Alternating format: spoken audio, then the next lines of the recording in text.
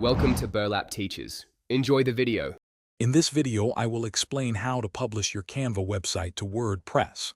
This process allows you to leverage Canva's intuitive design capabilities with WordPress's robust content management system. We will cover 4 key steps: preparing your design in Canva, exporting the necessary files, setting up your WordPress environment, and finally, importing and publishing your content.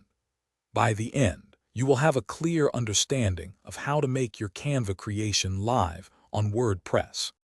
First, let's prepare your design in Canva.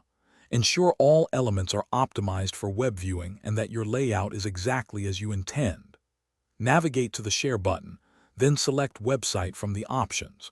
Choose a publishing style such as Standard, which generates a static site.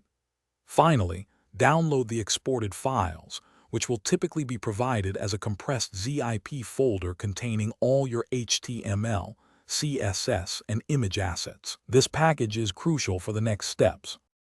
Next, we need to prepare your WordPress site. You will need a plugin that can import static HTML content. Search the WordPress plugin directory for options like HTML import or static HTML to WordPress. Install and activate your chosen plugin. It's also wise to ensure your WordPress core, themes, and other plugins are up to date for security and compatibility. Create a new, blank page or post where your Canva content will eventually reside, ready for the import. Finally, let's import and publish your Canva design.